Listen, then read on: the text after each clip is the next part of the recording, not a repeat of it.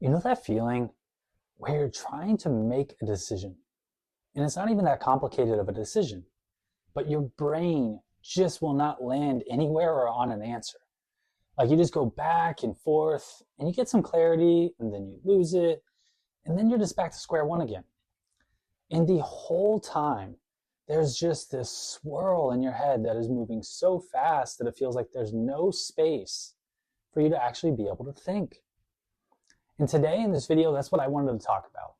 Because I think a lot of you watching this are carrying a decision right now, and maybe you have been even for weeks.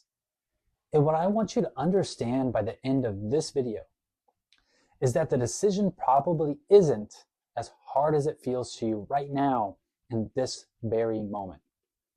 And there's a reason that it does feel as heavy as it does.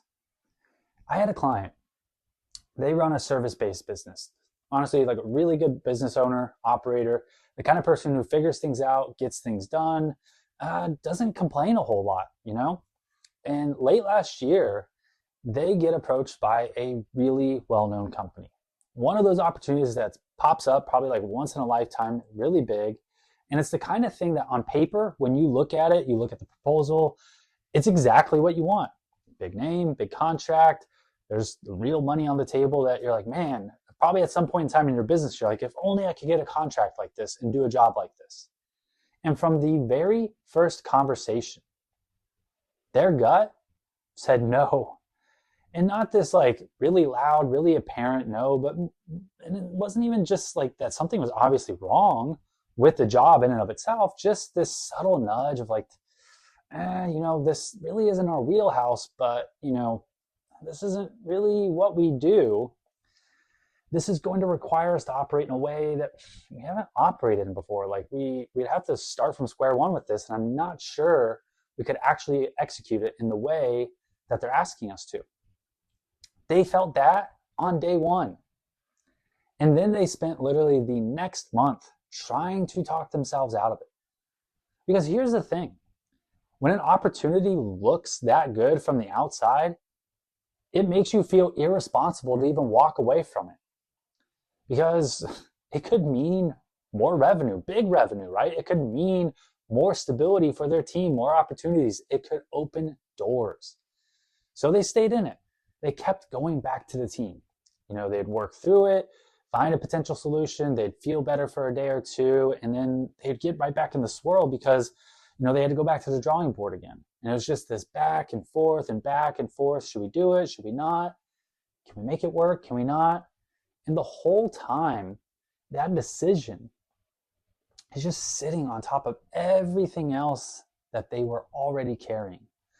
And I remember they came to a call and they were telling me at one point, because this was right around the end of the year, right around Christmas, and they said that they couldn't even think about what to buy their family for Christmas.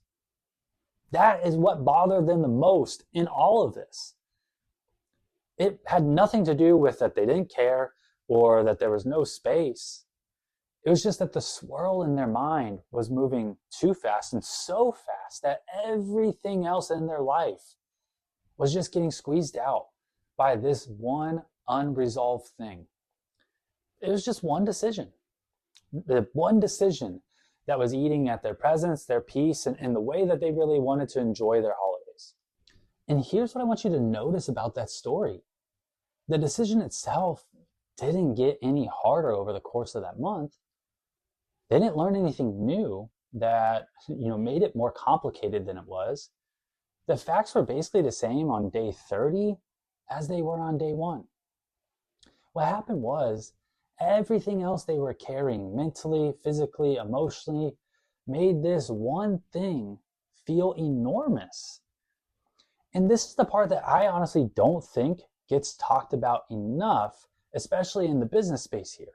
When your mental and emotional bandwidth is already at max capacity, when you are already running at max capacity, just managing the business, your team, the clients, the day-to-day operations, a decision that honestly would normally take you a day or two to work through starts to feel like this massive thing that you can just not wrap your mind around. And it's not that you lost the ability to make decisions, it's that you don't have the space to trust yourself anymore. And then what do?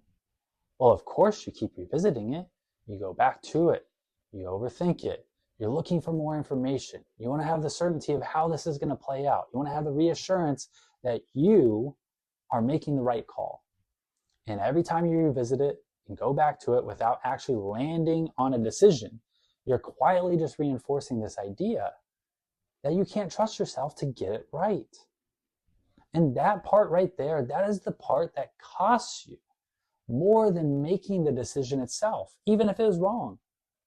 Because it's not just that one decision, it's what staying in the land of indecision does to you over time.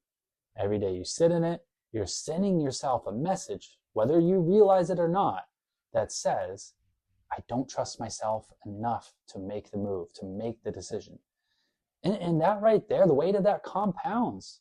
Decision after decision, month after month, until making a call feels way heavier than it should, and it feels like it's now or never. It has nothing to do with you being bad at decisions. It's because you've been operating without enough space to trust yourself for so long that it just becomes normal. It just becomes your new normal and how you operate. So I want to say something here that I mean with full respect. Because really, this isn't about being hard on yourself. But I do think it needs to be said directly. Every day that you stay in the land of indecision, you're telling yourself that you can't be trusted, that you can't trust yourself. And it's not intentional. And you're not even aware that you're doing this, but that's really what is happening underneath all of this. And I think a lot of you know this. I think somewhere in the back of your mind, you already know what the right call, what the right decision, the right direction to move forward is. You've probably known for a while, but knowing it and trusting yourself enough to actually act on it, those are two completely different things. My client knew on day one. They said it themselves after everything was all said and done.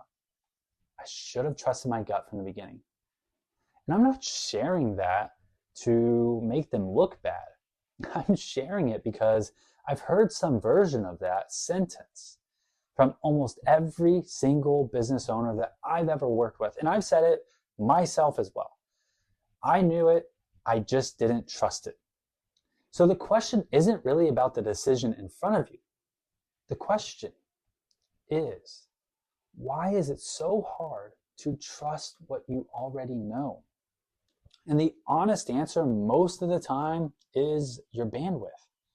It's not that your gut is broken.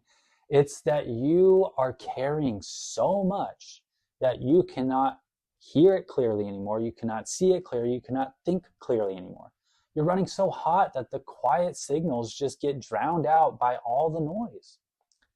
And here's what I want to leave you with. My client eventually made the call. They walked away from the job. And the thing they said after, I still think about it myself. They said they felt immediate peace. Not necessarily relief, but peace. Like something that they had just been holding on to for a month, just released. That's what's available on the other side of trusting yourself. It's not about being perfect. It's not about never making a mistake. It's not a guarantee that every decision is going to be the right one. But that the feeling of, I made a clear call. I moved forward and I'm not carrying this anymore. That's what it's about. Because the reality of all this is this. You're going to make some decisions that just don't work out perfectly or in your favor. That's just business. That's just life. You're always going to have another decision to make. But here's what I found with myself and with honestly every client that I've worked with. Is that a clear wrong decision is almost always easier to recover from than a prolonged right one that you just couldn't commit to, or the decision that you didn't make, right? Because staying in indecision doesn't protect you from being wrong. It just keeps you from moving forward. And while you are delayed, you are paying a cost that shows up everywhere. It's in your focus, in how you show up, your presence, your energy, and all your peace of mind. So if you are sitting on something right now, especially if you've made it this far in the video, here's what I want you to consider. You don't need more information, more time, because deep down you probably already know. So the real work here isn't even in figuring out the answer. It's not. It's building enough trust in yourself that you can act on what you already know and feel. That's the thing nobody is really talking about when it comes to decision making and building the skill of it. You don't need more strategy. You don't need tactics. You don't need information. You just need to simply trust yourself. And self-trust doesn't come from getting every decision right. It comes from making decisions very cleanly and moving forward regardless. So make the call. Give yourself that peace of mind and recalibrate if you need to, but just stop carrying it.